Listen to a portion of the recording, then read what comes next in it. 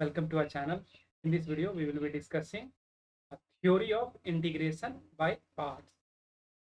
और वीडियो में हम लोग इंटीग्रेशन बाय पार्ट्स के थ्योरी का डेरिवेशन भी देखेंगे और कुछ प्रॉब्लम देखेंगे। और अगले लेक्चर में हम लोग इंटीग्रेशन बाय पार्ट के प्रॉब्लम को डिस्कस करेंगे, एनवायरमेंट के प्रॉब्लम। तो चलिए शुरू करें। ये हमारा इंटीग्रेशन बाय पार्ट का फॉर्मूला है। यू और वी, यहाँ पे यू एक्स का फंक्शन है और वी भी एक्स का फंक्शन। तो यू वी का इंटीग्रेशन में हम पहले यू को कांस्टेंट यानी कि बाहर निकालते हैं, फिर वी का इंटीग्रेशन करते हैं माइनस इंटीग्रेशन ऑफ पहले जो हमारा पहला फंक्शन होता है उसका डेरिवेटिव लेते हैं और दूसरे फंक्शन का इंटीग्रेशन और दोनों के प्रोडक्ट को फिर से इंटीग्रेट करते हैं।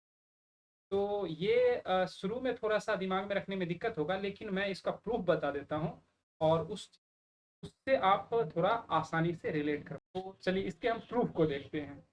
तो हम लोग जो पहले अभी से पहले देखे हुए हैं यू वी का डिफ्रेंसिएशन, तो वैसे तो हम यू ही यहाँ पे लेते, बट यहाँ पे चूंकि यू और वी में हमें हमारा इंटीग्रेशन है तो हम एक तो कोई दूसरा फंक्शन लेते, जैसे कि साई जो बेसिकली साई एक्स है, और सॉरी फाई फाई जो फाई एक्स है और साई जो साई एक्स है। कहने का मतलब ये कि फाई और साई एक्स का फंक्शन है। तो हम क्या करते हैं, इसका डेरिवेटिव लेते हैं D of d d x और फाई साई यानी कि प्रोडक्ट। तो हम पहले फंक्शन को कांस्टेंट माने, दूसरे को साई के रिस्पेक्ट में डिफ्रेंशिएट करें, प्लस पहले फंक्शन को फिर दूसरे को कांस्टेंट माने और पहले फंक्शन को डिफ्रेंशिएट। तो ये हमको पता है इस तरह से डिफ्रेंशिएट।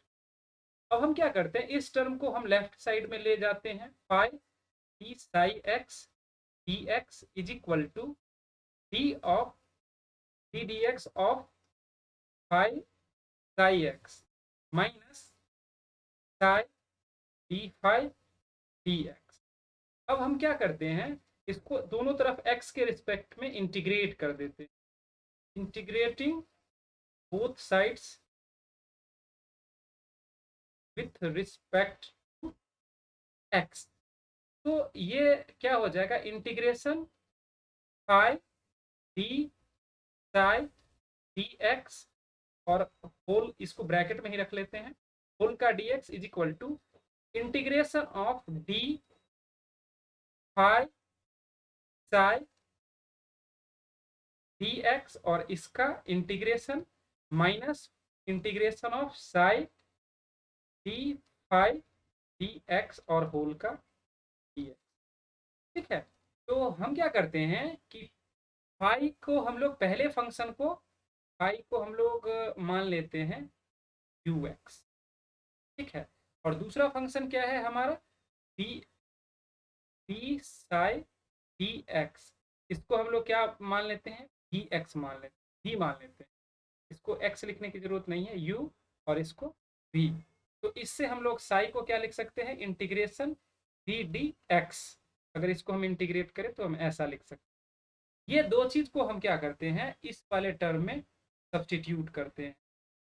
तो मैं इस चीज को फिर से वहां लिख देता हूं और उसके बाद में फिर से करूंगा। तो पहले टर्म में क्या था हमारा, phi d psi d x whole का इंटीग्रेशन यानी कि d x equal to integration of d d x, और ये क्या था phi psi d x minus psi और फाई का डी एक्स यानी कि psi d phi d x और होल का डी एक्स। अब हम क्या बोले कि पहले फंक्शन को हम u मानते हैं, फाई को हम लोग u मानते हैं और डी साई डी एक्स को हम लोग v मानते हैं। तो इससे हम क्या लिख सकते हैं, साई को अगर फर्दर दोनों तरफ इंटीग्रेट कर दे तो ये हो जाएगा वी डी एक्स। अब इस चीज को हम यहाँ पे सब्सटीट्यूट करते हैं, तो हमारा लेफ्ट हैंड साइड में क्या हो जाएगा, यू वी और ब्रैकेट लगाने की जरूरत नहीं है, डी एक्स, सारा एक्स का ही फंक्शन है। और ये टर्म क्या हो जाएगा, ये चूंकि सारे टर्म का डेरिवेटिव है और डी एक्स है, तो ये ऑल्दो ये बोलना कि कैंसिल हो रहा है, ये टेक्निकली थोड़ा मतलब साउंड नहीं माना जाएगा, बट कैंसिल होता है। तो हम इस दोनों को कैंसिल कर दिए, एक दूसरे को निगेट करता है, कैंसिल थोड़ा सा ये है। तो ये बेसिकली क्या आ गया, फाई साई माइनस इंटीग्रेशन, एक स्टेप और लिखते तो ज्यादा अच्छा। क्या करते हैं, फाई और डी साई डी एक्स ही रहने देते। तो यहाँ पे क्या हो जाएगा, psi d phi d x और होल का डी एक्स।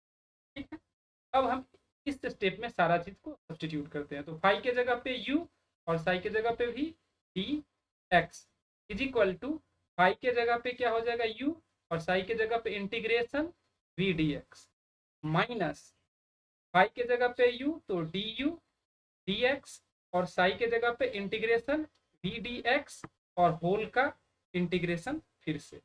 यही हमारा फाइनल जो है, यही चीज हमारा फॉर्मूला है।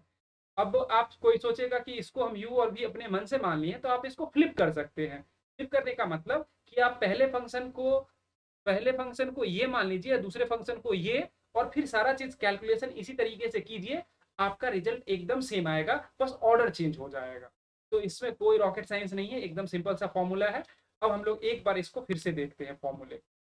तो फॉर्मूला हमारा क्या है, u भी है, तो हम क्या कर रहे हैं, बेसिकली पहले फंक्शन को हम लोग बाहर ले रहे हैं, ऐसा समझिए कि इसको हम कांस्टेंट जैसा ट्रीट करें, बाहर ले लिए, और v को हम इंटीग्रेट कर दिए, माइनस जिस फंक्शन को बाहर लिए हैं उसी का डेरिवेटिव लेना होता है, ये दिमाग में रखना है, और जिसको इंटीग्रेट करे थे उसको फिर से इंटीग्रेट करना है, लेकिन इस दोनों टर्म के प्रोडक्ट को हम दोबारा इंटीग्रेट करें। तो यही चीज दिमाग में रखना है। अब बेसिकली इंटीग्रेशन बाय पार्ट का जो यूज होता है वो प्रोडक्ट ऑफ फंक्शन के लिए होता है। जब जैसे कि हम लोग यूवी का डिफरेंशिएशन देखे थे, इसी तरीके से यूवी का यहाँ इंटीग्रेशन है। जब हमको दो फंक्शन के प्रोडक्ट का इंटीग्रेशन निकालना होता है तो उस केस में हम बाई पार्ट का यूज करते हैं। अब इसमें एक इशू ये हो सकता है कि हम किस फंक्शन को फर्स्ट फंक्शन माने, मतलब फर्स्ट फंक्शन को कैसे डिसाइड करें। हम यहाँ तो बोल दिए u है, लेकिन u कौन सा फंक्शन होगा, ये इसके लिए एक थंब रूल है आइलेट का, ILATE। इसके बारे में मैं ये बोलूंगा कि ये कोई साउंड रूल नहीं है, ये बस प्रैक्टिस से आ गया है रूल। तो sound rule in the sense कि इसका कोई मैथमेटिकल बेसिस नहीं है, ऑल्दो ये बहुत अच्छा काम करता है। तो हम लोग इसको देखते हैं। तो ये हमारा आइलेट है।